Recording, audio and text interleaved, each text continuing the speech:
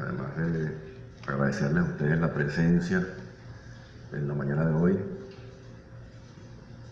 hay varias razones que me hacen más grata la presencia. Primero, su asistencia, la de ustedes. Conseguirme aquí con una gran amiga con la que tengo la oportunidad de compartir un año solamente en la sala político-administrativa, la magistrada Belín Marrero, quien me recibió amablemente y no fue mezquina con sus conocimientos en cuanto a la materia tributaria, razón por la cual no me avergüenza. Por el contrario, la enaltezco a ella reconociendo su infinita bondad. Representantes de las Fuerzas Armadas que nos acompañan en la mañana de hoy, amigos y amigas. Yo quisiera comenzar diciendo, para los que no lo saben y recordándomelo yo, que yo no soy historiador, razón por la cual con suma valentía asumí, y humildad por demás, asumí la invitación que me hiciese el magistrado Guillermo Blanco el día de ayer de compartir con dos historiadores, dos profesores de historia, sobre el discurso de Angostura y la Venezuela y Bolívar de ese entonces. Razón por la cual yo voy a enmarcar mi exposición en lo que era la Venezuela de ese entonces, y eso nos ayuda a comprender la dimensión y la grandeza de Bolívar en su momento, y Bolívar en su tiempo. Como bien lo dijo el magistrado Guillermo Blanco, que es muy difícil ubicar a Bolívar. Yo diría que imposible, porque si tratamos de ubicar a Bolívar en el tiempo y en el espacio, seríamos mezquinos con su grandeza, porque para mí Bolívar es eterno. Bolívar está siempre permanente en el sentir de la patria venezolana y de la patria latinoamericana, de manera tal de que a raíz de la caída de la Primera y Segunda República, nos conseguimos con una guerra civil en ciernes en el país, donde tenemos a un libertador que ya había emitido un decreto de guerra a muerte, donde tenemos un libertador que ya había tenido que tomar una decisión dolorosa en su vida, como fue la del fusilamiento del general en jefe Manuel Piar, donde, por cierto, gracias a las gestiones previas de Piar desde el punto de vista militar, esa era una de las dos provincias que solamente estaban en Venezuela en libertad: Margarita y Angostura. El resto de la provincia, de la Capitanía General de Venezuela, se encontraba en casi totalidad en manos de los realistas. En esas circunstancias de ocupación territorial, de una cruenta guerra, de un Bolívar que le había costado imponerse y unificar el mando de los ejércitos patriotas, es que se nos presenta Bolívar el 15 de febrero de 1819 en el Congreso de Angostura. Cuando Bolívar convoca este Congreso, lo hace a través de una proclama que decía, entre otras cosas, lo siguiente: el Congreso de Venezuela debe fijar la suerte de la República combatida y errante tantos años. Nuestras heridas van a curarse al abrigo de una representación legítima. Elegid por magistrados a los más virtuosos de nuestros conciudadanos y olvidad, si podéis, en vuestras elecciones a los que os han dado la libertad. Con esto, Bolívar convocaba un proceso eleccionario para poder elegir las representaciones al Congreso Constituyente, que estamos hablando del año 1818. Congreso donde resultaron electos 30 diputados, y que por razones de logística y de circunstancias de la guerra asistieron en principio solamente 26. De esos 26 diputados que asistieron, vale la pena destacar algunos detalles que pueden resultar de interés. De esos 26 diputados, 3 habían participado en la elaboración de la Constitución de 1811, a saber, Juan Germán Rocio, Ramón Ignacio Méndez y Fernando Peñalver. De esos 26 parlamentarios, 4 eran generales activos combatientes de la guerra que se desarrollaba.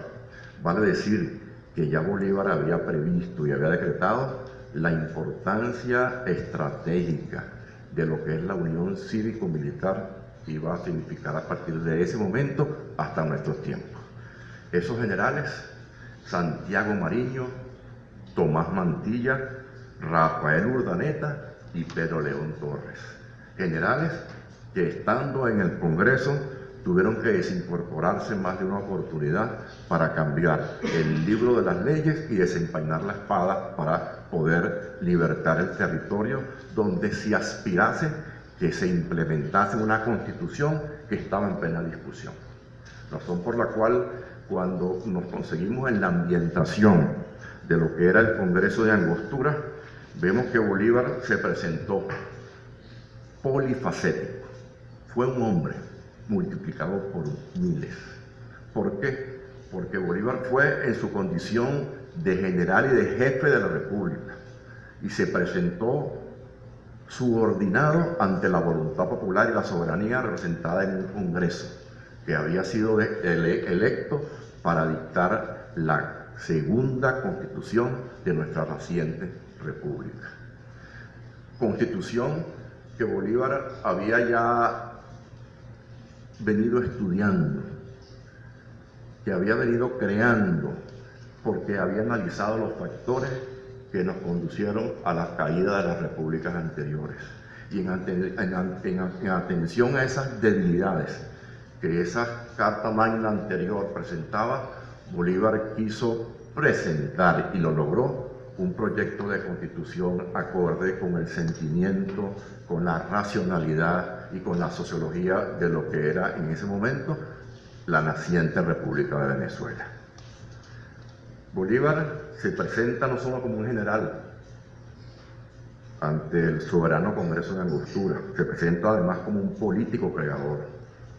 Y qué difícil es decirlo, o qué fácil es decirlo, más que difícil es hacerlo.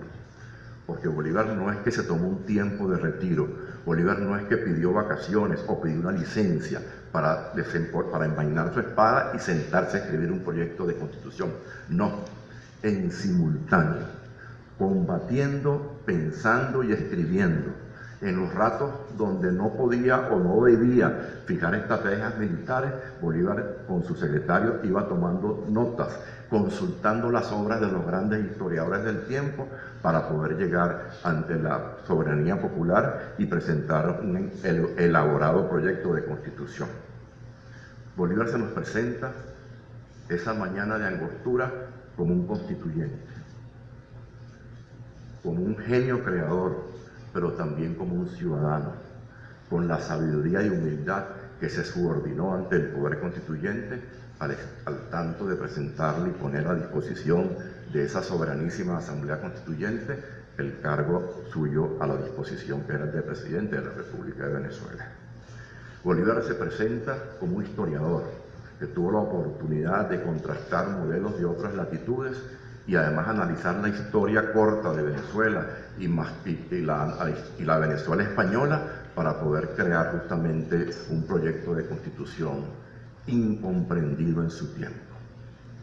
Bolívar fue un filósofo, fue un sociólogo, fue un educador. Y vaya qué contraste para los que estudian la historia. Bolívar era el hombre de las armas, el hombre que llegó con su espada envainada al augusto Congreso de Angostura, hablaba de la moral y de la educación y se atrevió justamente a crear un poder moral que perpetuase y tuviese como un valor y virtud la educación en el pueblo de Venezuela, porque estaba consciente que en la medida en que nuestros ciudadanos fuesen educados, en esa medida tendríamos un país mucho más fuerte y una república donde no solamente blindáramos nuestras fronteras, sino también blindáramos nuestra conciencia que despertase el valor de defender a la patria. De manera tal de que ese es el Bolívar que aparece el 15 de febrero de 1819 en Angostura y comienza su discurso no solamente reconociendo la soberanía del poder constituyente, sino también alertando a los representantes de la soberanía popular de lo siguiente: expongo con la franqueza de un verdadero republicano mi respetuoso dictamen en este proyecto de constitución, que me tomo la libertad de ofreceros en testimonio de la sinceridad y del candor de mis sentimientos. Como se trata de la salud de todos, me atrevo a creer que tengo derecho para ser oído por los representantes del pueblo. Yo sé muy bien que vuestra sabiduría no ha de menester de consejos. Y sé también que mi proyecto acaso os parecerá erróneo, impracticable. Pero, Señor, aceptad con benignidad este trabajo, que más bien es el tributo de mi sincera sumisión al Congreso que el efecto de una levedad presuntuosa. De manera tal que vemos a un Bolívar omnipotente, a un Bolívar reconocido como el jefe supremo de la República, que se presenta con la humildad de reconocer del poder civil en el país y la importancia de las leyes y la supremacía. Por eso uno ve a veces con cierta molestia como personas que no conocen la historia venezolana tratan de acusar al Libertador de construir una monarquía o de elegirse como un dictador supremo de la República, cuando en la majestad de su poder militar, cuando Bolívar era idolatrado por todos, se presentó humilde, sabio ante el Congreso, representante del pueblo, y le ofreció con la humildad que le caracteriza en cada palabra de este discurso un proyecto de constitución que él consideraba era lo que el país necesitaba para ese y todos los tiempos.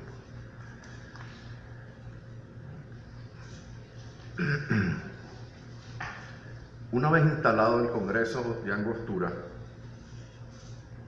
el cual tuvo una duración de casi un año, de febrero del 19 a enero del 20, entró el Congreso en receso y después sesionó, quedó 7 días del mes de junio o julio, no lo pudiera precisar. Pero en el interín, una vez que Bolívar entrega al Congreso su proyecto de constitución, Bolívar se va a su labor de combatir. Y es en el interín del Congreso donde Bolívar sale a combatir en los llanos de Apure. Y mientras el pueblo de Venezuela legislaba y discutía un proyecto de constitución, Bolívar en ese interín atraviesa la cordillera de los Andes. O sea que Bolívar no se quedó a discutir un proyecto, Bolívar entregó un proyecto. Y quizás, seguro estoy, porque a veces con mezquindad decimos que Bolívar fue derrotado en el Congreso de Angostura, nada más alejado de la realidad de eso. Es que si Bolívar se queda en el Congreso, bueno, no tuviésemos república, primero que nada. Pero es que si se queda, a lo mejor tuviésemos una constitución, pero no tuviésemos una patria para haberla implementado. De manera tal de que Bolívar estaba en un desiderándum, en un disparadero, y confió en la sabiduría del pueblo constituyente electo por el pueblo, y confió un proyecto de constitución mientras él libertaba un territorio para que ese proyecto se aplicase. Porque parte de la utopía del discurso de Angostura es que estábamos discutiendo un proyecto de constitución que en teoría no había dónde aplicarse porque no teníamos una patria libertada todavía.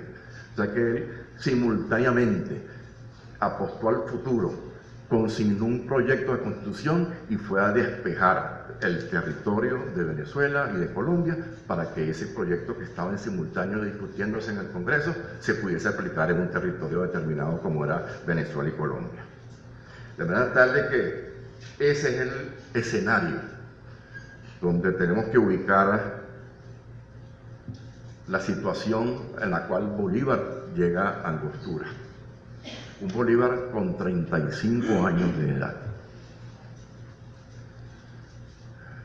Quizás al día de hoy suena como un hombre muy joven, pero tendríamos que recordar que la expectativa de vida en ese momento no alcanzaba a los 40 años. Primero, por las guerras. Venezuela estaba devastada de una guerra primero contra los españoles, después de una guerra, prácticamente una guerra civil. Y segundo, Bolívar no tenía por qué saber que estaba solamente a 12 años de su fallecimiento. Ya había vivido más de la mitad de la vida de lo que le tocaría vivir porque falleció a los 47 años de edad. Pero ese es el Bolívar que tenemos ahí. Ahora, valdría la pena también solamente pensar un momento de un hombre de 35 años de edad. Y a veces lo digo por mí. A veces uno ve noticias y no duerme bien. Y no tiene los problemas que tenía Bolívar en ese momento. Bolívar era el jefe militar de Venezuela. Bolívar estaba peleando contra el Imperio Español. Bolívar estaba metiendo en citera a los caudillos regionales que querían imponerle sobre su liderazgo. Bolívar además tenía carencias y necesidades familiares y afectivas, económicas. Ese es el Bolívar que llega, que crea y que liberta. De manera tal de que pensar o decir erróneamente que Bolívar fue derrotado en el Congreso de Angostura realmente no es conocer la dimensión de Bolívar.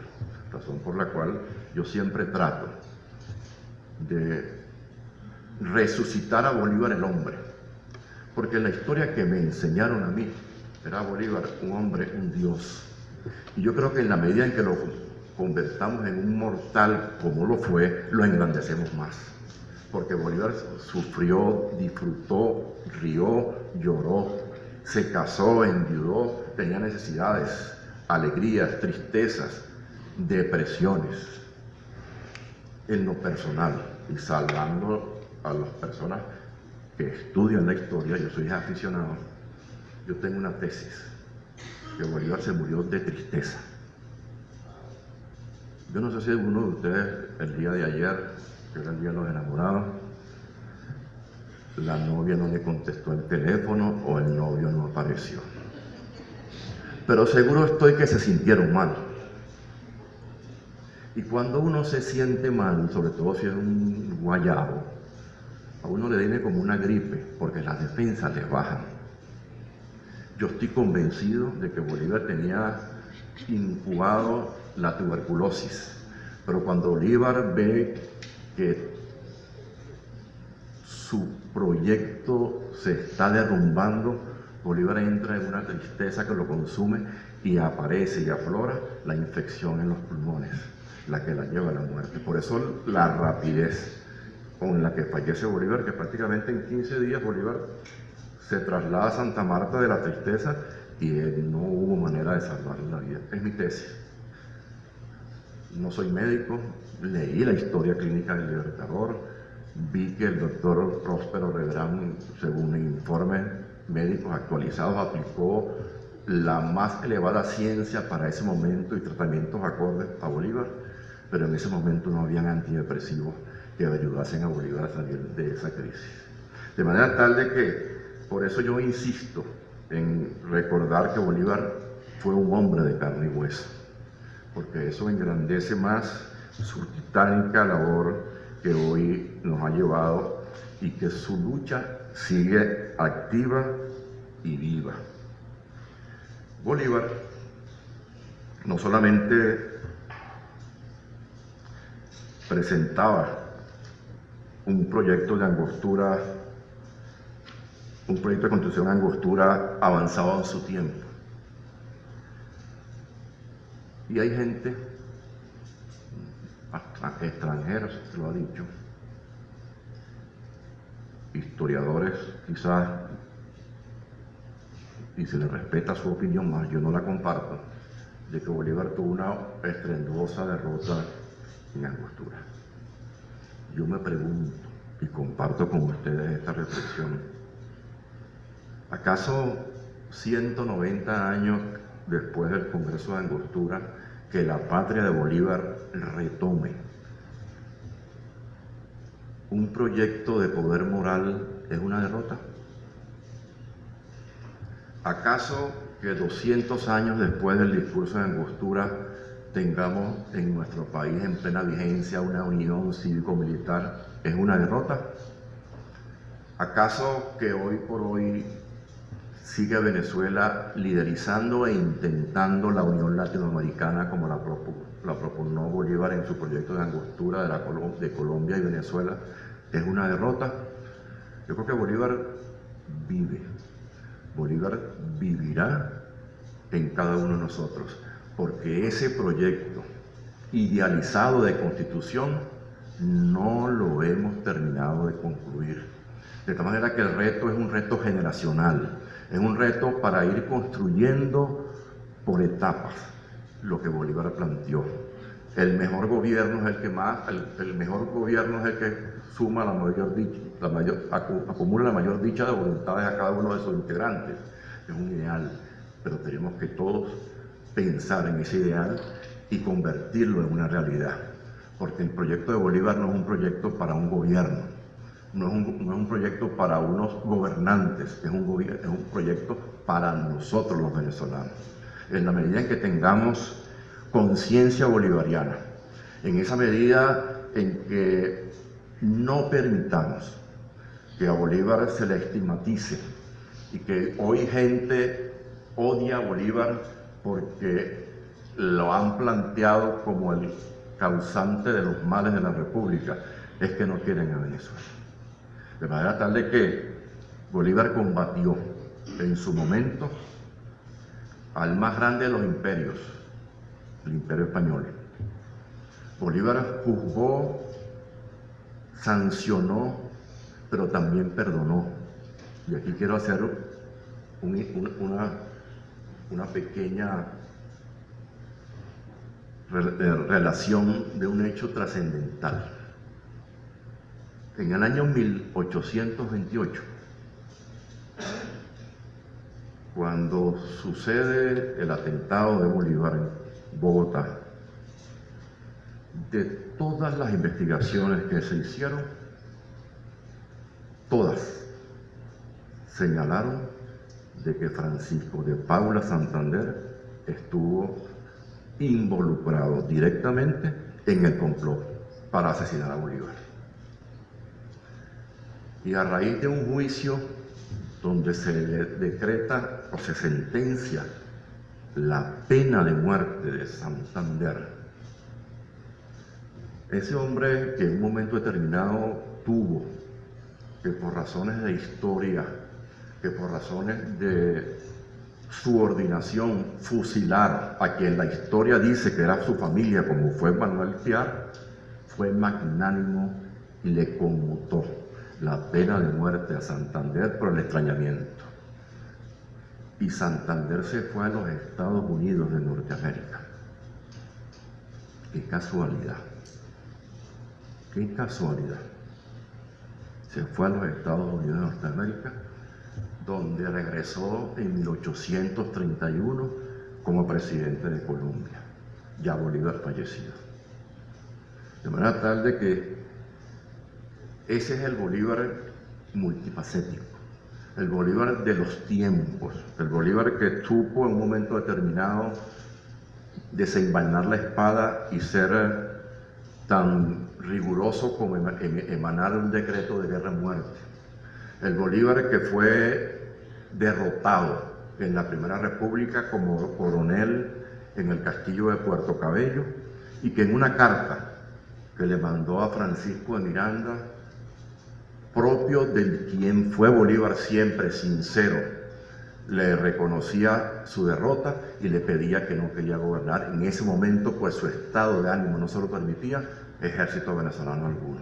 Ese Bolívar que fue capaz de sobreponerse a situaciones duras, a situaciones familiares tremendas, a situaciones militares de las más difíciles porque no abundaban los pertrechos militares. Es justamente a partir de 1818 que comenzamos a tener un ejército regular, donde estamos a la par del Imperio Español, donde Bolívar justamente da muestras de lo que fue capaz de hacer. Razón por la cual yo quisiera, antes que nada, y no culminar sin leer una carta que el general Morillo, el jefe de los ejércitos españoles, le manda al Congreso de Angostura, para que vean inclusive la presión reinante en esos tiempos cuando ese Congreso Constituyente estaba deliberando sobre nuestra Constitución. Morillo le manda una carta al Congreso de Angostura pidiendo y ofreciendo amnistía y solicitando la rendición de Venezuela. La respuesta del Congreso es de este tenor: Excelentísimo señor Pablo Morillo, reunido el soberano Congreso, que fue convocado extraordinariamente para que viese la carta que vuestra excelencia le dirigió a su cuartel general de Caracas con fecha 17 de junio, avisándole que los señores brigadier don Tomás de Sieres y don Domingo Duarte, los enviados de Morillo, estaban comisionados para pasar a esta capital con el objeto de solicitar la unión de estos países, Venezuela y Colombia, a la monarquía constitucional española, y que los expresados señores manifestarán los elementos de la reconciliación propuesta por la nación española. Ha deliberado este augusto Congreso el 11 de los corrientes en sesión pública, que yo transmita a vuestra excelencia en contestación el siguiente decreto. El soberano Congreso de Colombia, deseoso de establecer la paz, oirá con gusto todas las proposiciones que se hagan de parte del gobierno español, siempre que tenga por base el reconocimiento de la soberanía e independencia de Colombia, y no admitirá ninguna que se separe de este principio, muchas veces proclamado por el gobierno y los pueblos de la República. Tratando de hacer algunas semejanzas en los tiempos, nos ofrecen rendición, nos ofrecen amnistía, nos ofrecen reconciliación.